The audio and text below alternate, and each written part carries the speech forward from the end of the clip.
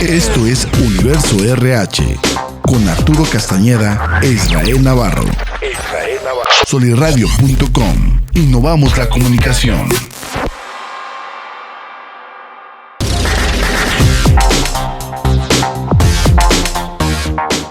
Muy bien, ¿cómo están? Mucho gusto aquí. Bienvenidos una vez más a su programa Universo RH, conducido por un servidor, Arturo Castañeda, e Israel Navarro. No se me olvide el buen Isra, nada más que el Isra va a estar fuera en este programa. Sin embargo, es un tema el que vamos a abarcar el día de hoy, un tema interesante y un tema que sigue entregando por ahí a esta serie de capítulos que estamos llevando a cabo sobre la importancia o sobre la estafeta generacional en las empresas familiares. Es un buen tema.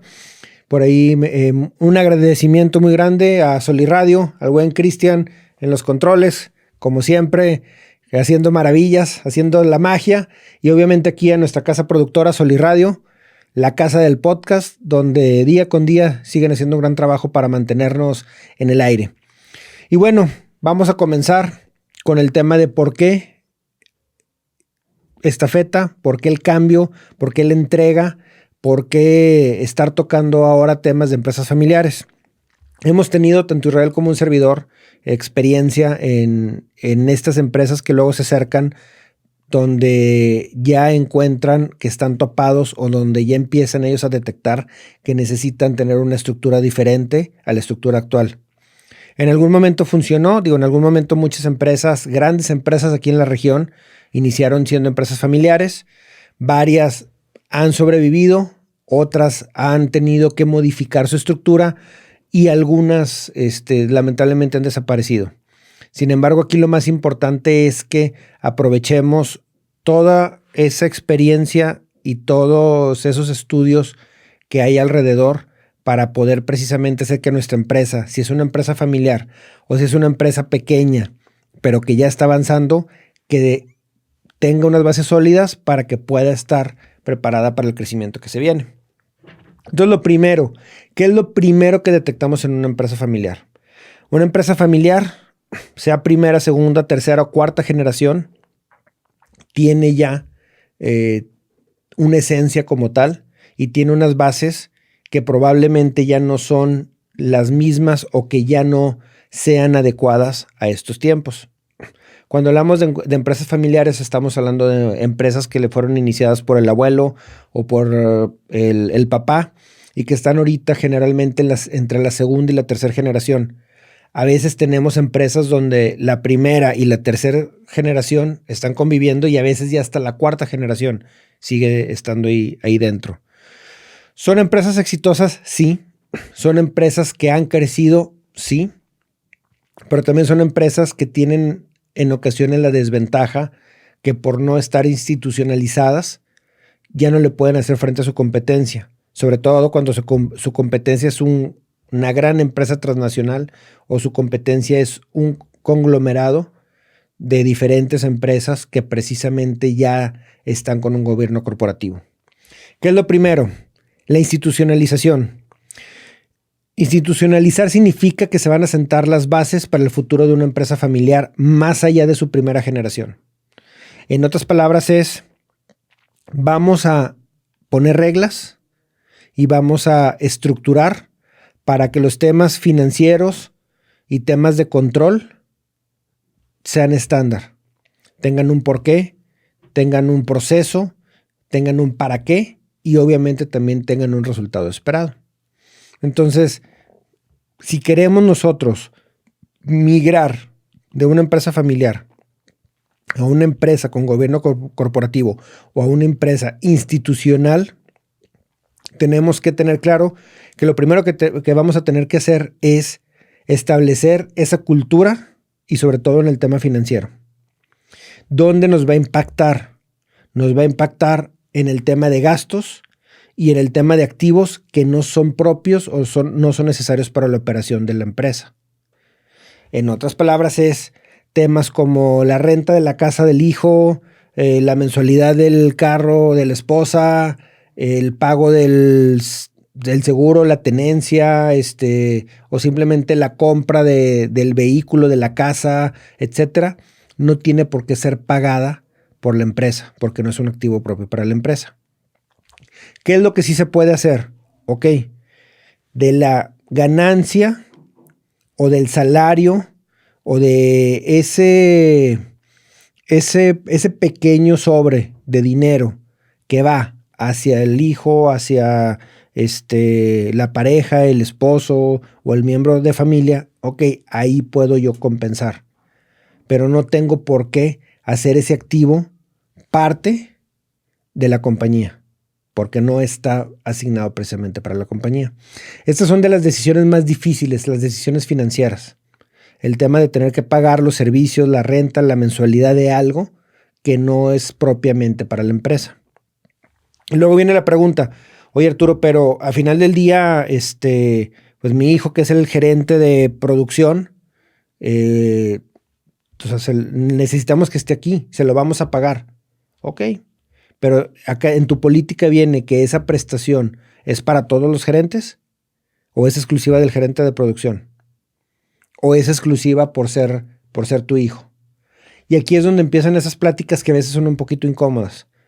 Me queda claro que precisamente el tener un negocio, el tener una empresa, pues obviamente va a pagar los gastos de la familia, eso me queda claro.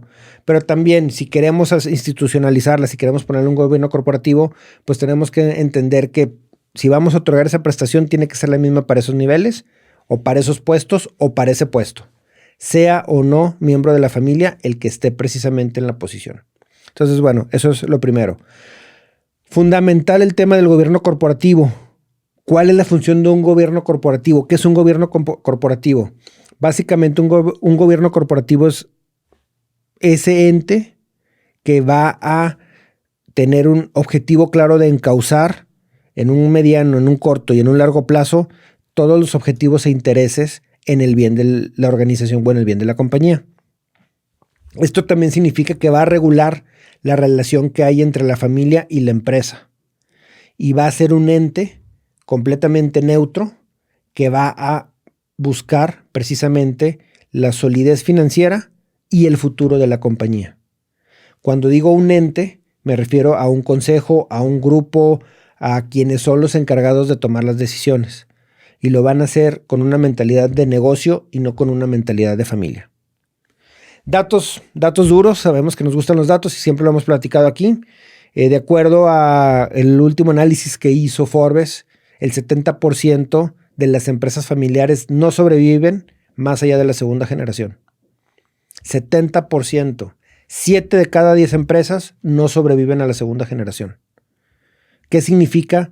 Significa que le inicia el papá, le pone todos los kilos, todo el esfuerzo, todo el punch, entre el hijo o los hijos, están ellos ahí dentro, pero ya una vez que los hijos se hacen cargo, ya no sobrevive, ya no despega o simplemente termina por apagarse. ¿Qué significa? Significa que caen al llegar a la tercera generación. Los mismos datos nos dicen que el 90% de las empresas que sobrevivieron a la segunda cayeron en la tercera. ¿Por qué cayeron? No hubo comunicación, no hubo delegación de funciones, no hubo unas finanzas sanas y obviamente también hubo muchas situaciones que entorpecen el proceso, donde arbitrariamente decidí meter al primo, al tío, a la mejor amiga, donde arbitrariamente decidí que la compañía iba a pagar por las vacaciones de la familia, la compañía iba a absorber el costo de la casa de uno de los familiares, o la compañía incluso iba a absorber la mala decisión de irnos con un proveedor más caro, nomás porque es parte de la familia, o es conocido del dueño, o es un amigo muy cercano. Entonces, ¿qué significa? Significa que si queremos que nuestra organización crezca, que nuestro pequeño negocio que ahorita ya está sólido, siga creciendo, o simplemente queremos que sobreviva el esfuerzo de la familia, tenemos que forzosamente institucionalizarnos y crear un gobierno corporativo. La ausencia de documentación formal en una empresa provoca caos en cualquier empresa, sea familiar o sea iniciativa privada. La única diferencia es que una empresa de la iniciativa privada tiene por prioridad procedimientos, procesos y documentos. Y una empresa familiar tiene por prioridad otra. O que siga vivo el negocio, o generar más riqueza, o simplemente sobrevivir. Más no lo es la documentación, los procesos y procedimientos. Y en una empresa privada se respetan esos documentos y se respetan las decisiones que se toman en consenso basadas en esos procedimientos. Y en una empresa familiar generalmente es lo sigues o lo sigues cuando te conviene o simplemente yo dije que va a pasar esto y así va a ser y se acabó. Tenemos que entender que para que nuestra empresa, el fruto de nuestro trabajo sobreviva a nuestros hijos y a los hijos de nuestros hijos, tenemos que estructurarla desde un inicio y tenemos que ser fríos en las decisiones que tomamos. Esas decisiones son en base a el negocio. ¿Qué temas debe de tocarse? Las políticas, las reglas, un reglamento que aplique para todos, un reglamento interno, que aparte que te lo requiere la ley, que sea un documento vivo. Los procedimientos y manuales de nuestro día a día de todos los departamentos. Y obviamente también las metas y objetivos, donde una de las metas sea la rentabilidad del negocio y el desarrollo de la empresa como una empresa sólida, como una empresa transparente y como una empresa no familiar, sino como una empresa con miras a seguir creciendo. Algo también importante es, tenemos que tener una certeza y una claridad en los departamentos que son clave, como el departamento de crédito y cobranza, el departamento de compras, el departamento de inventarios o de logística o de almacenes y obviamente también el departamento de recursos humanos. ¿A qué me refiero? Me refiero a que no podemos estar con temas familiares en estas áreas. Son áreas críticas, son las áreas esenciales de una compañía, todas lo son, pero estas áreas críticas son con las que inician muchos procesos. Si desde un inicio tu proceso viene mal, tu resultado va a ser pésimo. Pero si desde un inicio tu proceso viene con calidad, claro, y viene siguiendo una metodología, tu resultado va a ser muchísimo mejor. Va a ser un producto precisamente de calidad, un producto confiable y un producto esperado por los clientes. Entonces, tenemos que tener esas conversaciones que se vuelven un poquito molestas en el momento en el que hay que decidir si nuestros hijos pueden seguir con el negocio o no. Si nuestros hijos los preparamos para que sean directores o no. Y si nuestros hijos pueden formar parte de la organización o no y en qué puestos. Tenemos que tener eso claro y tenemos también que aceptar que en algún momento tal vez nuestros hijos ya no despegaron más allá o ya no les interesó o simplemente no era lo que ellos están buscando y probablemente haya que tomar esa decisión de dejarlos ir o la otra es de simplemente entender que ellos no están listos para continuar en la organización. Son acciones a decisiones tienen que ser muy bien consensuadas y tienen que ser también muy bien estudiadas, pero son acciones que se tienen que tomar para poder mantener el crecimiento de la organización. También tenemos que entender que las empresas familiares tienen actualmente varios retos. Uno de los retos, aparte de la supervivencia, es precisamente el cómo atraer el mejor talento. Hay empresas que por su misma dinámica y su mismo ambiente familiar no permiten o no les es atractivo a muy buen talento acercarse, quedarse o simplemente pertenecer a su organización. Y hay otras empresas familiares que han logrado desarrollar tan buen ambiente laboral y son tan claros precisamente en su estructura y en cómo van a llevar los negocios, que tenemos gente que tiene 20 años, 25 años, que ya cumplió 10 años o que ha ido creciendo dentro de la organización. Entonces, esto lo que nos dice es que sí se puede tener un buen ambiente a pesar de que es una empresa familiar, y nos dice también que sí se puede lograr que la familia esté dentro, pero siempre y cuando tengamos una buena definición y una buena capacitación de quienes están en esos puestos clave, y que a pesar de ser familia, ellos tengan en mente o tengan claro que están trabajando para el negocio, no para la familia. La prioridad es el negocio y su mentalidad es precisamente estar siempre a cargo de un negocio. No un negocio familiar, sino un negocio que tiene que trascender y en el cual vamos a dejar huella. Ahora también, algo interesante y algo importante.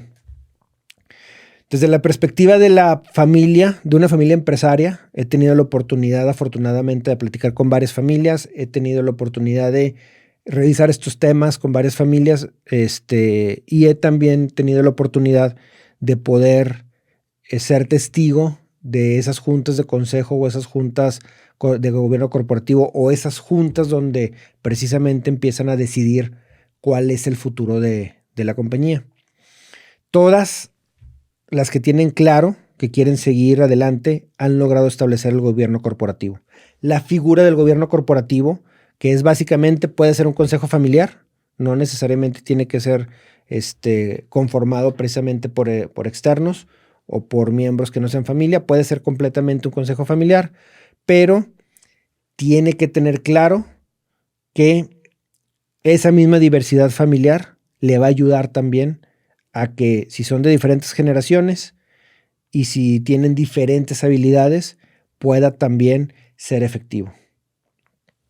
Algo importante también es que tenemos que buscar la manera en hacer o en generarles la mentalidad emprendedora a las siguientes generaciones. Si queremos que nuestra empresa siga en manos de la familia y siga manejándose de una manera familiar, tenemos que buscar que ellos tengan esa mentalidad emprendedora. No es lo mismo lo que sufrió tu abuelo, lo que hizo, cómo lo hizo, las decisiones que tuvo que tomar y el ambiente que tenía cuando él creó la empresa, haga que tú llegues y esté todo formado. Ya tienen historia, ya tienen edificio, ya tienen valores, ya tienen incluso ciertos procesos y procedimientos. Ya te toca llegar prácticamente a la parte fácil. Y lo malo de esto es que cuando llegas a la parte fácil, pues tu cerebro, tus ganas, tu ímpetu suele quedarse estancado. Entonces, si queremos que las siguientes generaciones se enganchen con nuestra empresa familiar, tenemos que crearles una mentalidad emprendedora. ¿Para qué? Para que ellos puedan tener claro la definición de éxito dentro de la familia empresaria y que no busquen nada más riqueza, sino que busquen trascendencia. El otro tema es educar a la siguiente generación en lo que es una propiedad responsable. ¿Qué es una propiedad responsable? El concepto de propiedad responsable es básicamente pasar mi mentalidad de negocios familiares a una mentalidad inversora centrada en una administración del patrimonio familiar. En otras palabras dejo de pensar nada más como empresa familiar y empiezo a pensar cómo me diversifico, qué más puedo hacer dentro del mercado, cómo puedo seguir creciendo y obviamente también que todos los activos de ese patrimonio familiar trabajen para la compañía. Activos que no trabajan para la compañía suelen convertirse en un lastre. Autos que no le dan servicio a la compañía, propiedades que no le dan servicio a la compañía y que probablemente no tengan un valor específico, gastos, rentas y muchas cosas que en ocasiones no impactan a la organización de manera positiva. ¿Por qué? Porque se vuelven en eso, precisamente, en un gasto. Entonces tenemos que tener muy bien definido qué paga la compañía y qué le toca pagar al empleado, en este caso, a nuestro familiar. Un proyecto común algo importante de un gobierno corporativo es que tengamos un proyecto común. Un proyecto común se refiere a que nuestro crecimiento para los próximos 5 años va a ser de esta manera. Buscamos nuevos negocios, lo vamos a hacer. Nos queremos enfocar en esta parte, ok, este es el plan. Tener ese plan, tener esa comunicación como tal y asegurarnos que nuestra mentalidad no es de dueños, sino es una mentalidad de accionistas. Somos accionistas. A pesar de que somos familia, nuestra mentalidad tiene que ser de accionistas. Entonces, nuestro proyecto es cómo hacemos que nuestras acciones tengan mayor valor y cómo hacemos que la compañía precisamente siga creciendo y que se duplique, triplique o se intensifique básicamente su costo de mercado. Eso es importantísimo. Y al final, no menos importante, pero también algo que es clave es transmitir los valores familiares. En una empresa familiar, cuando se crea o cuando arranca, eran otros tiempos, como lo comentaba hace rato, y es muy probable que el abuelo, la abuela o el papá tengan concesiones con los colaboradores, ya tengan por costumbre una posada o un convivio a mitad de año o una prestación. Hay algo que es parte de los valores y de la cultura que ya tiene esa organización. Entonces, ¿cómo le vamos a hacer para seguir transmitiendo esa calidez? Las empresas familiares, y yo siempre lo he dicho, una de las ventajas que tienen es que suelen ser más flexibles en el momento de ayudar a los colaboradores. Y es algo que la iniciativa privada le ha aprendido a la empresa familiar. Buscar esa flexibilidad para apoyar al colaborador. Permisos, ayudas, en ocasiones tiene que ver también con temas de estructura o con temas de ambiente, pero suele ser más flexible. Entonces, ¿cómo vamos a transmitir esos valores? ¿Cómo vamos verdaderamente a asegurarnos que nuestra compañía, que nos ha costado trabajo crearla, mantenerla y crecerla, va a seguir en las generaciones posteriores? Y algo también importante que tenemos que transmitir es ese sentido de pertenencia. El sentido de pertenencia no es yo soy el dueño y se hace lo que yo quiera. El sentido de pertenencia es estas decisiones o estos miembros de la familia no me están aportando o no me están llevando a que se mantenga. ¿Qué voy a hacer yo para asegurarme que siga creciendo en mi empresa? Y por el otro lado es también estar preparados para el momento en el que la familia diga, ¿sabes qué? Ya no me interesa estar aquí, o simplemente cuando la siguiente generación diga, no me interesa el negocio, o simplemente llega un momento en el que ya la estructura diga, pues no, o sea, familiarmente ya no avanza, ya no nos interesa. Ok, ¿qué voy a hacer? ¿De qué se trata? ¿Cuál es el plan? Por eso ese sentido de pertenencia hacia la organización o de los familiares a la organización debe de mantenerse. Yo sé que son mucha información, sé que el tema es amplio y como lo vimos en el capítulo anterior, vamos a estar platicando precisamente con emprendedores, emprendedoras de laguneros, laguneras que están pasando por esa transición o que ya lo hicieron de una manera eficiente o que simplemente ya lo intentaron y no ha funcionado, para poder entregarles la experiencia para que ustedes también de primera mano puedan escuchar los casos de éxito y aprender de ellos. Y obviamente también, lo más importante, que tengamos suficiente información para empezar a tomar esas decisiones. Recordemos que toda empresa tiene un propósito y uno de los propósitos de esa empresa es sobrevivir y trascender y buscar ser de las mejores ambientes para sus colaboradores. Me despido. Eso es toda mi participación por el día de hoy. Cuídense y nos vemos pronto. Gracias. Libertad en comunicación. Sunirradio.com. Suscríbete en Spotify.